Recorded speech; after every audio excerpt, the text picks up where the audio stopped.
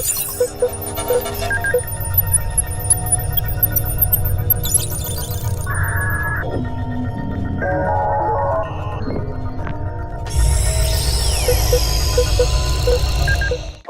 আমি ঋতব্রত মুখার্জি। শিল্পী বিতান মাল্টিমিডিয়ার সমস্ত দর্শক বন্ধুদেরকে আমার পক্ষ থেকে অনেক অনেক শুভেচ্ছা জানাই নতুন বছরের। এবং আজ নতুন বছরের দ্বিতীয় দিনে আমরা রয়েছি নাট্যাননের 35 বছর। আমাদের থিয়েটার দল অশোকনগর নাট্যানন 35 বছরের জন্মদিন আমরা সেলিব্রেট করছি এবং আজ অভিনীত হচ্ছে আমাদের নবতম প্রযোজনা। হয়তো আপনারা অনেকেই দেখেছেন, হয়তো অনেকে দেখেননি। বিশ্ববরেণ্য বিজ্ঞানী শ্রী মেঘনাদ সাহার জীবন, সময়, ভাবনা ও কাজ অবলম্বনে সুদীপ্ত ভৌমিকের নাটক মেঘনাদ, নির্দেশনা এবং নাম ভূমিকায় চন্দন সেন। আজ আমাদের এই নাটকের ষষ্ঠ অভিনয় খুব সম্ভবত, এবং আমাদের জন্মদিনে আমরা এই নাটকটি অভিনয় করতে পারছি।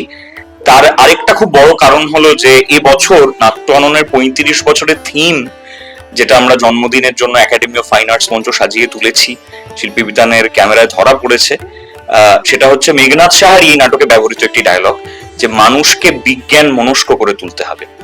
এই নাটকটি এই সময় দাঁড়িয়ে খুবই গুরুত্বপূর্ণ এই কারণে, কারণ আমাদেরকে যতটা সম্ভব বিজ্ঞানের থেকে দূরে সরিয়ে দেওয়া হচ্ছে। এবং মেঘনাদ সাহার মতো একজন চিন্তক, সমাজ সংস্কারক এবং বিজ্ঞানী, তার জীবন খুব কমই আমরা জেনেছি। তার জীবন সম্বন্ধে আমরা হয়তো বইতে পড়েছি, স্কুলে পড়াকালীন পড়েছি। যারা খুব গবেষণা লেভেলে পড়েননি, আমাদের যারা আমরা জেনারেলি মানে স্কুলের একাডেমিক্সে মেঘনাদ সাহা সম্বন্ধে জেনেছি, we deserve to know much more. আমাদের নিজেদের দেশের বিজ্ঞানীরা কেন অপাংথেয় হয়ে থাকবেন?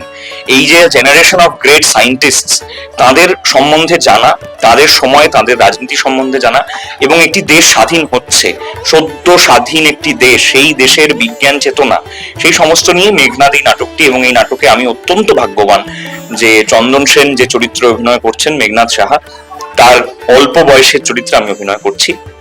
আপনারা যারা এখনো দেখেননি, অনুরোধ করবো আপনারা পারলে অবশ্যই দেখবেন এই নাটকটি।